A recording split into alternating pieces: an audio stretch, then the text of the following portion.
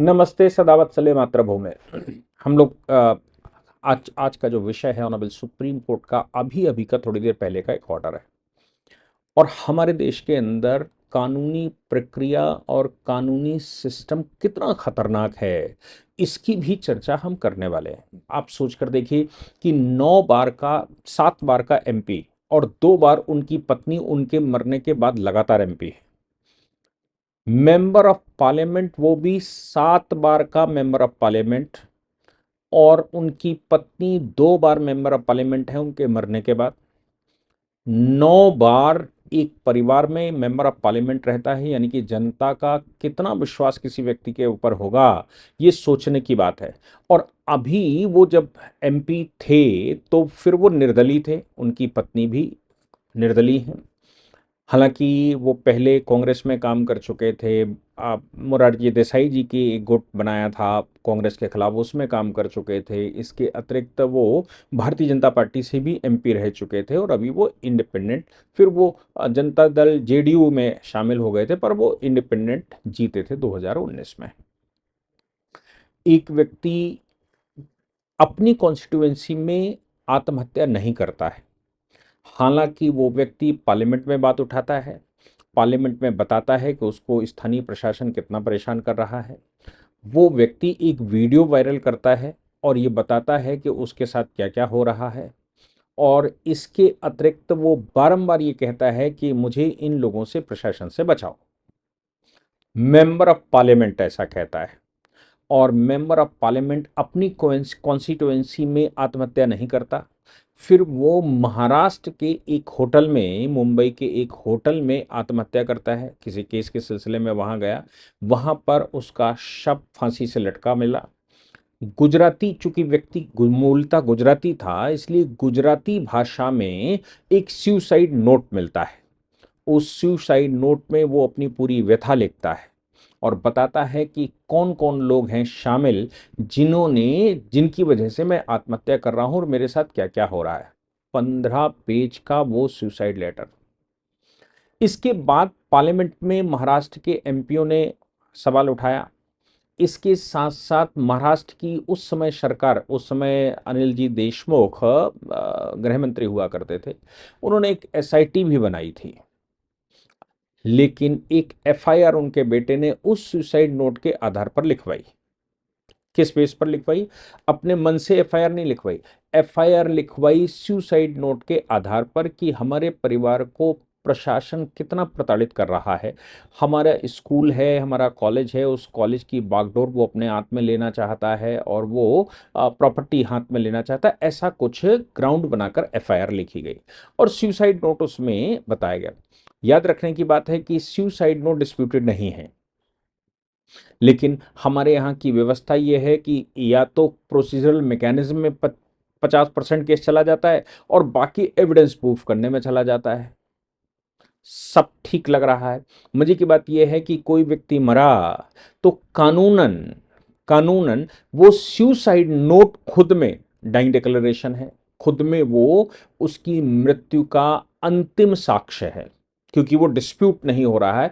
ना तो उसकी राइटिंग में डिस्प्यूट हो रहा है, ना ही कोई और बात में डिस्प्यूट हो रहा है, ना ही उन्होंने नहीं लिखा ऐसा हो रहा है, और कुछ कोई एविडेंस भी नहीं है, कोई ऐसा प्रमाण भी नहीं है कि किसी और ने मार दिया हो। ये भी प्रमाण नहीं है कि कोई और लिंक में रहा हो। तो वो सुसाइड नोट फाइनल है। सुसाइड नोट डाइंग डिक्लेरेशन का रूप ले लेता है। डाइंग डिक्लेरेशन हम सब्सटेंटिव पीस ऑफ एविडेंस मानते हैं, subject to the condition of other evidences मानते हैं। डाइंग डिक्लेरेशन को सब्सटेंसिव पीस ऑफ एविडेंस मानते हैं, और सब्सटेंसिव पीस ऑफ एविडेंस की अब जो सुप्रीम कोर्ट की रूलिंगें हैं वो ये कहती हैं कि dying declaration subject to the condition, यानी कि बाकी का जो सर्कमस्टांशियल एविडेंसेस हैं वो सर्कमस्टांशियल एविडेंसेस भी उसको प्रूव करने चाहिए, यानी कि वो कॉरोबोरेट करने चाहिए, उनसे प्रमाणन होना चाहिए कि वाकई में क्या है। मैं बात कर रहा हूं दादरा एवं नगर हवेली के स्वर्गीय सांसद मोहन डेलकर की। मोहन डेलकर, जैसे मैंने कहा, 7 बार के सांसद रहे। 2019 में, 2014 में वो हार गए थे, 2009 में वो हार गए थे। इसके अलावा वो सीधा चुनाव जीत कर आ रहे थे। 2009 और 2014 में भारतीय जनता पार्टी का कैंडिडेट वहां से सांसद थे। 2019 में वो फिर चुनाव लड़े और चुनाव जीत गए। 2021 में ये प्रकरण शुरू होता है और 2021 में वो पार्लियामेंट में भी अपनी बात उठाते हैं और कहते हैं ये मेरे साथ हो रहा है। उनकी मृत्यु के बाद जब उनकी डेड बॉडी मिली तो पोस्टमार्टम होना स्वाभाविक था, चूंकि वो दादरा नगर हवेली में इसलिए नहीं मृत्यु को प्राप्त हुई, या ऐसा कहा उनके बेटे ने कि वो इसलिए वहां पर नहीं आत्महत्या करी होगी क्योंकि वहां सब लीप पोत कर बराबर कर दिया गया होता, इसलिए उन्होंने महाराष्ट्र में जाकर आत्महत्या करी। मैं तो ये तो मेरे लिए भी मतलब एक अजीबोगरीब टाइप की पहेली है कि कोई व्यक्ति अपने घर में सुसाइड करने के बजाय वहां क्यों करता है, और 7 बार का एमपी इतना कमजोर कैसे हो सकता है कि सुसाइड कर ले। ये सोचने के बाद वो स्ट्रगल कर सकता है, वो स्ट्रगल कर रहा था, फिर सुसाइड कैसे। एक चीज और है, जो सुसाइड के मामले रहते हैं उसमें एफआईआर से पहले इंक्वेस्ट होती है। इनक्वेस्ट के तहत पहले एक सीओ या उससे ऊपर का अधिकारी, एसीपी लेवल का अधिकारी पहले ये पता करता है कि वाकई में इसमें क्राइम हुआ है या सुसाइड है। वो अपनी रिपोर्ट लगाता है।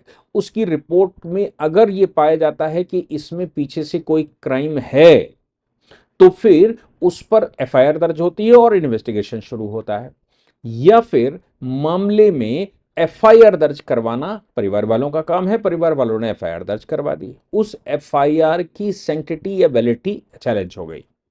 ये चैलेंज हो गया कि जो एफआईआर में कहा गया है, जो सुसाइड नोट में कहा गया है कि उनका एक विद्यालय है, उस विद्यालय को स्थानीय प्रशासन अपने कब्जे में लेना चाहता था या उसकी कंट्रोल किसी और के हाथ में देना चाहता था, ऐसा कोई एविडेंस नहीं आया है, ऐसा कोई एविडेंस नहीं मिला जिससे ये पता किया जा सके कि सुसाइड नोट में जो लिखा है या फिर एफआईआर में जो लिखा गया है कि इस मामले में उनके ऊपर कोई दबाव डाला जा रहा था। ऐसा कोई एविडेंस अपने पास नहीं, उनके पास नहीं है, और कोई सब्सटेंसिव पीस ऑफ एविडेंस और दूसरा नहीं है जिससे ये कहा जा सके कि वो 9 लोग जिनके खिलाफ एफआईआर लिखी गई थी, जिसमें स्थानीय प्रशासक भी शामिल है, उस मामले में कोई भी एविडेंस हो।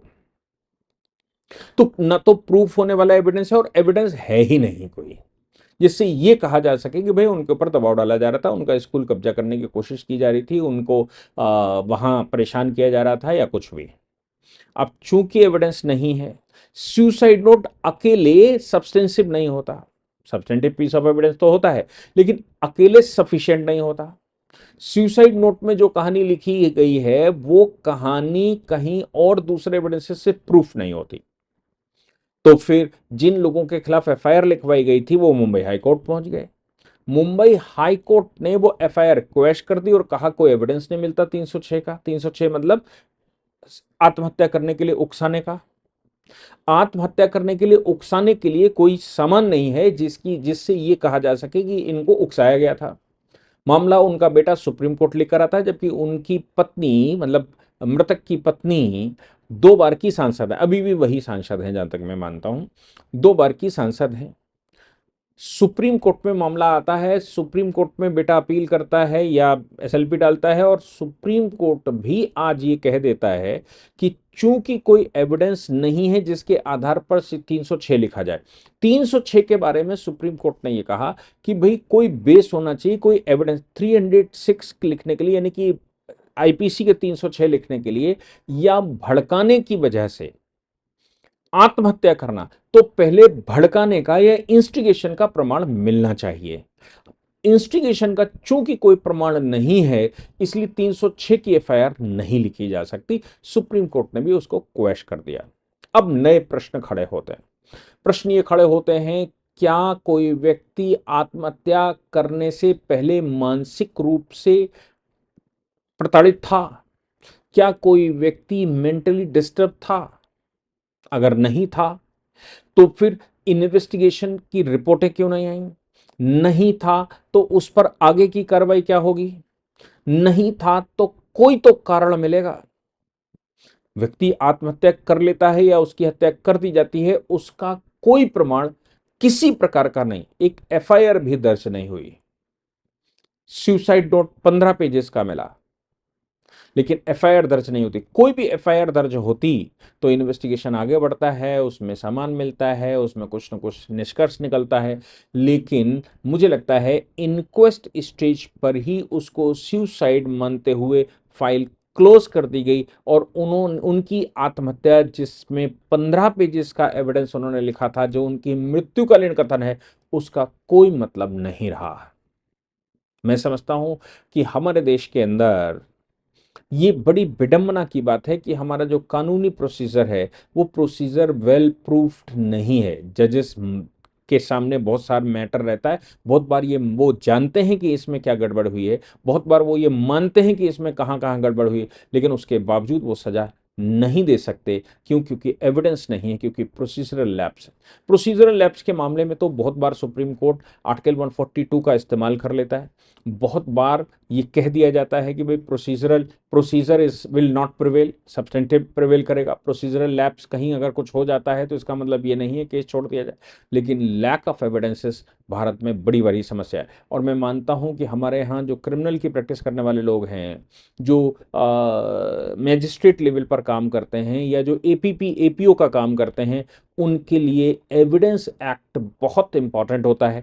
एविडेंस एक्ट को जो आजकल हम भर्ती साक्ष्य अधिनियम कहते हैं, बीएसए अगर गहराई से नहीं पढ़ा, बीएसए के जो 4-5 प्रोविजन है एक ही चीज में लगते हैं कि वो रेलिवेंट है कि नहीं है, कब लगेगा, कब नहीं लगेगा, प्रूव्ड है, नॉट प्रूव्ड है, कब माना जाएगा, कब नहीं माना जाएगा, उसकी रेलिवेंसी क्या, उसकी बाकियों से संबंध क्या, डॉक्यूमेंट की वैल्यू क्या, उसके बाकी सर्कमस्टेंशियल एविडेंसेस क्या। इनकी जब तक गहराई से नहीं पढ़ा जाए, वो 4-5 प्रोसीजर एक केस लगा करना पड़े जाए, तब तक समझ नहीं आता। इसीलिए सुप्रीम कोर्ट ने वैन लगा दिया कि जब तक 3 साल की प्रैक्टिस नहीं होगी, तब तक तुमको मैजिस्ट्रेट का एग्जाम देने नहीं दिया जाएगा। क्यों? क्योंकि वो रट्टाफिकेशन बेयर एक्ट का लगा कर आते हैं और जो कोचिंग इंस्टीट्यूट है वो ये बता देते हैं मोर देन सफिशिएंट है, और मोर देन सफिशिएंट इतना होता है, उनकी शोशेबाजी इतनी खतरनाक होती है कि वो उसकी गहराई में घुसने ही नहीं देते।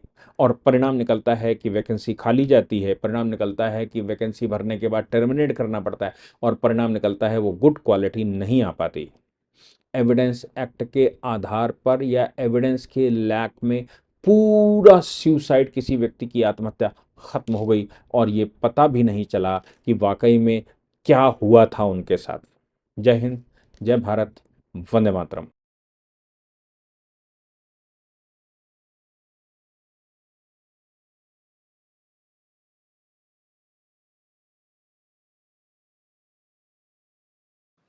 इस पूरी ऑर्गेनाइजेशन को चलाने के लिए आप नीचे डिस्क्रिप्शन से हमारे ऐप को डाउनलोड कर सकते हैं, जिससे कि लॉ स्टूडेंट्स को, लॉयर्स को और आम आदमी जो लॉ जानना चाहता है वो पेड क्लासेस का लाभ ले सकता है।